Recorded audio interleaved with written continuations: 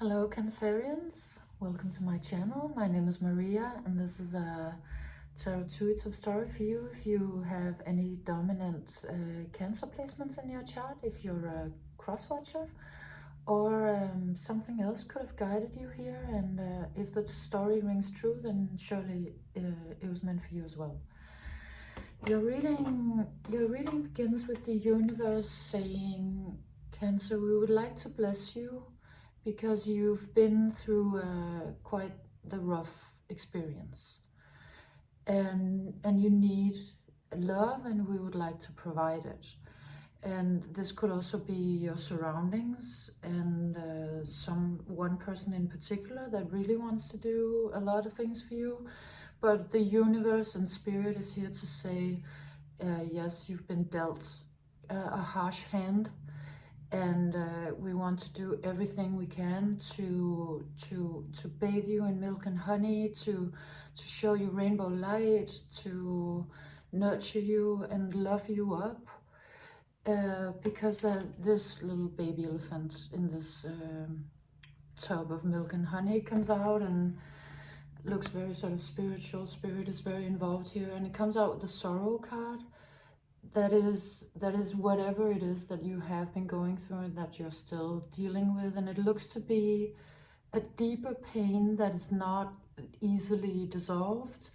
It could be a deep heartbreak, or you could have lost somebody that you loved dearly, or yes, it could have been another thing, but but clearly it's not something that's sort of fixed overnight. And maybe for some of you it's something that is not fixed because it's a loss that is just deeply like a life loss, so something that that is just incredibly painful, and that you sort of have to live with, and that, you know, that's where you are. So if this is not you, this reading is not for you. This reading is for somebody who has been experiencing a loss, and the universe wants to do everything it can to make you feel as good as possible while you're going through this period of your life. And from what it sort of requires from you is to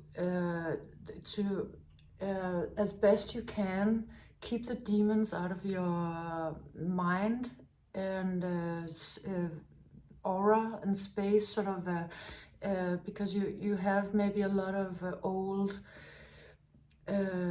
voices or fears. These could also very well be fears. Then they could be, you know, rightfully there might be fear because of this, whatever the situation is.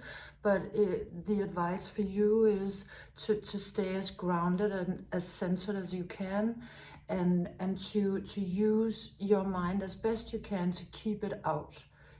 Even though it might be completely, you know, founded in reality and all of it, you might have good reason to be afraid. But of course, your best course of action is to try to stay centered anyway, and to not let it sort of tear you apart, or drag you out of your center, or scare you unnecessarily.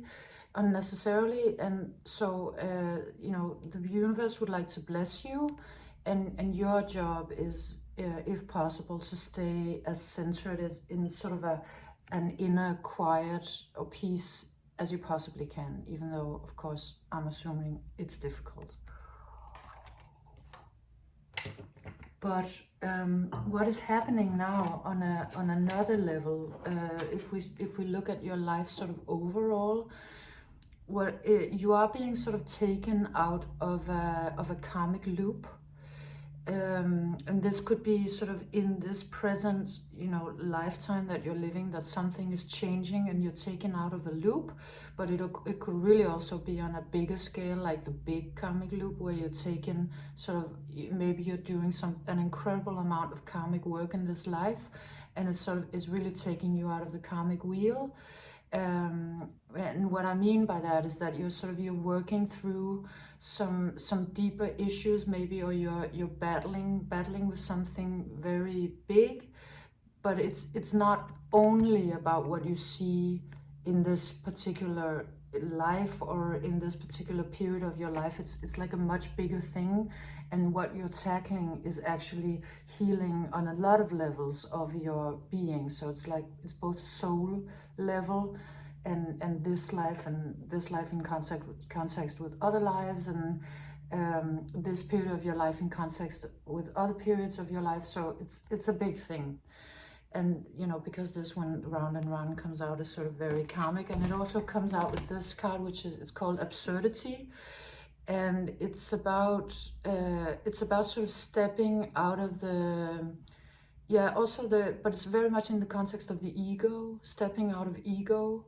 And not to say that, you know, of being egotistical, so that's not how I mean it. It's just, it's more like, I mean, we all have the absurdity of the ego. We all have weird ways we think about things, and we make excuses for some people and not excuses for others, and we see some things as intolerable and other things as completely okay. And it's really, you know, if we look at it in a big perspective, it's kind of a toss-up, you know, whether we have that opinion or this or that belief. And so I think that maybe because of you having landed in this period of your life where there's where maybe like really big things are moving, where you really, you know, being confronted maybe even with life and death, all of this just seems completely pointless to you. All of a sudden you see, like, why are we fighting about all these ridiculous things, or why are we you know, going to war with each other over a belief? Or it's just, I think you're beginning, or this, because this has been happening, you're seeing things in a light that is just where it just seems so pointless to you to battle about the small things. And so you know, on a higher level, this is changing you in a really beautiful way, even though, I mean, clearly it's painful, but it's but you are letting go of a lot of ego. You are letting go of a lot of those structures, and also maybe you're releasing things that seemed important that now you realize that's not at all important, like it doesn't matter whatsoever. So your priorities are shifting enormously, because you're stepping out of a paradigm that is just with things that now it seems to you that that's really not at all what life is about. It doesn't matter, you know, in the context of what you're standing in now. A lot of things are falling away. So you really, I mean, this is really changing your whole experience of like what is important and priorities and all of it. And then this other person comes in. Now this could be, of course, a community, it could be your family or somebody from your family, but it could also be sort of a suitor or an old friend, or yeah, maybe an old friend. And they really want to come in to spoil you, to treat you, to give you love and comfort, and creature comforts, and maybe presents and food. Like, it really comes out as somebody who wants to do so many good things for you. And it's the way the story is in this, how I get the story from this is that it's like they mail themselves to you in a box, and like, hi, here I am, I want to do all these great things for you. And you, I mean, you do look like you're willing to engage. I see you as this cat. You know, the cat being an incredibly intuitive creature. So you're bringing your intuition along to understand what is it that this person wants, and why are they coming in like with big, you know, all of this hoo-ha. And they are wearing a mask. But you, of course, being the cat, you see through the mask. I mean, you already saw it on the box. You see their real face. So it doesn't look like that mask is in any way that there's anything hiding that's not good. It's just that they maybe they don't know exactly how much you see their authenticity, and how much authenticity it actually takes to show up and deal with you. And maybe they've never tried that, and they probably think, I'm gonna put on a whole song and dance because that's how I'm gonna get this Cancerian to be interested in me. And you, I mean, you do sort of slightly engage, but of course what you're really interested in is, who is this person? And you kind of saw that very clearly already. And you're being very, I think, very sort of gracious about it, very gentle. And you're like, okay, yeah, sure, do a song and dance, you know, just, you know, but I'm aware that I've already sort of seen your naked face. And that's really the only thing that really actually truly interests me. But they really want to spoil you. They want to treat you. They want to do. They come in with yes, maybe a little bit much. Maybe they may be showering you with presents and maybe even love bombing you a little bit. But you do see what they're all about, and you might also be a little bit, yes, this is fine, but you know, you should know that the only thing that is really interesting to me is, you know, what are you really? It's a little bit like that, you know. They might be insecure. Maybe this is how they do it. This is how they think that you should go about, you know, dating somebody, and they may have never met this level of authenticity that you actually represent, so that they don't know that you're actually looking for other things. It's fine. You're fine with all of the presents and all of it, but it's not the main issue to you, and they don't completely know that, because they've been used to something else. They haven't seen somebody like you, which is also probably why they're completely head over heels, very interested in you.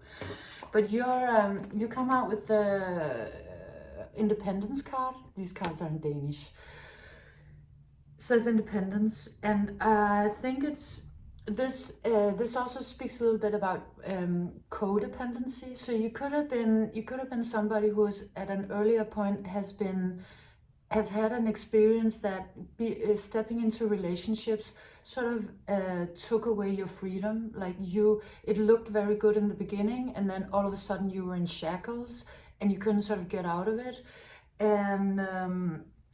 And so you're very keen on not ever making that mistake again, and not wanting. I mean, some part of you might feel like relationships are dangerous, or you don't want to experience that again. You don't want your freedom to be taken away from you. Not necessarily as freedom, you know, to sort of be promiscuous or things like that. It's just you don't want to be emotionally shackled in a bad way to somebody, and you're very aware of that. So your sort of inner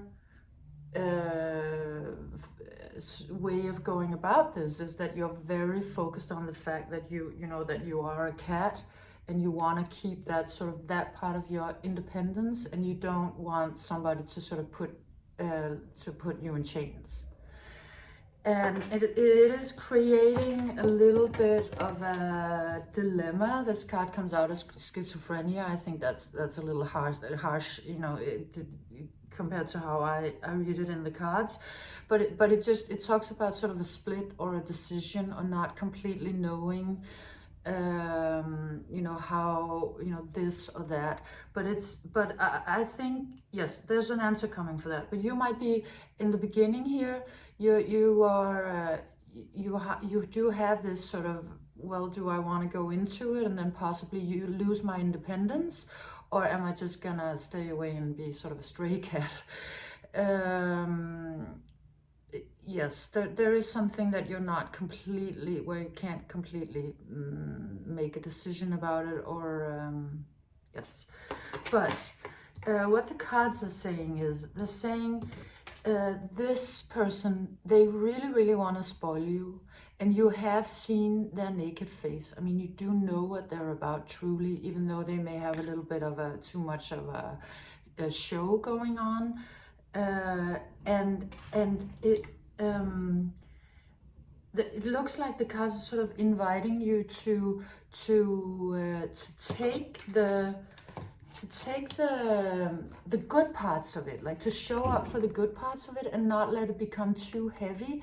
These come out the building blocks, and this one is called treat yourself, and it's about doing things that feel good in the moment and not putting too much weight on each single thing. And maybe you might need to explain to them that you need to take it sort of one day at a time, and that it's fine that they want you so much and they want to, you know, show up and very clearly they're very interested in you, but you actually you need it to be sort of a little more light, and not to let it sort of weigh you down. You don't want them to sort of turn you into a building, because you really are sort of a dancer. And but it does, this also comes out like they're really open to that. They really would like that. They actually enjoy what you are so deeply that they are really willing to show up to with having, I mean, they just need that explanation, to not have that many expectations about the timing and how you move and what you're gonna say yes to and no to, and whether you're willing. I mean, it doesn't look like you're actually at this point able to step into sort of a relationship, because you're working through something very deep other, but you are able to do some of the things, even though maybe your deeper self cannot commit at this moment.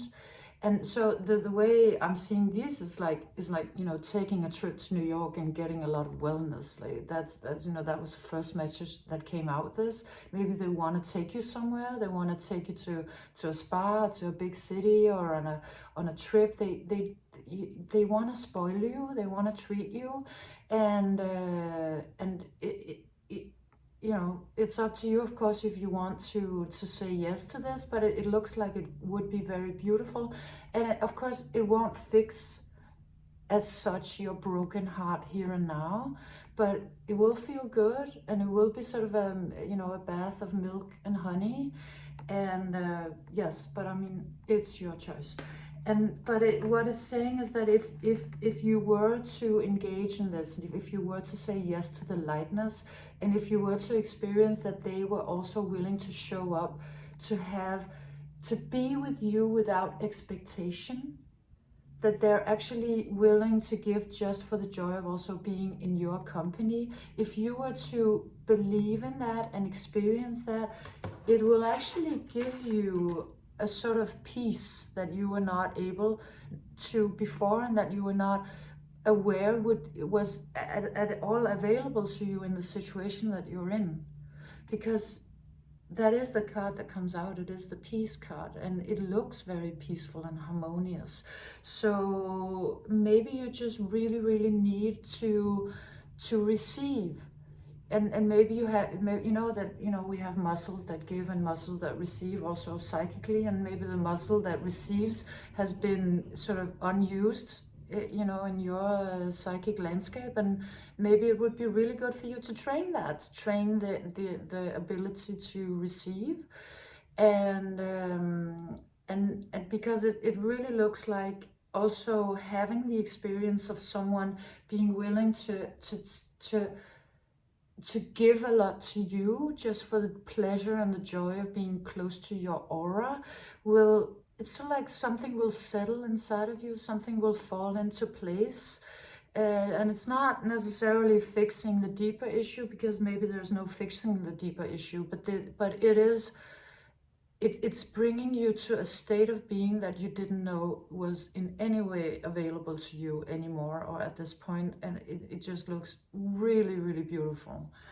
And then not only that, then it actually looks like it's bringing you into, this card comes out, it's called juiciness, and this has a message about the pleasures of, I guess, the flesh or the body, and you know, intimacy and being close to somebody. So I mean, maybe possibly this is going, you know, in that direction. At least it looks like it's getting your juices flowing again. It's making you open up to that part of, you know, that part of the prana, of the life force.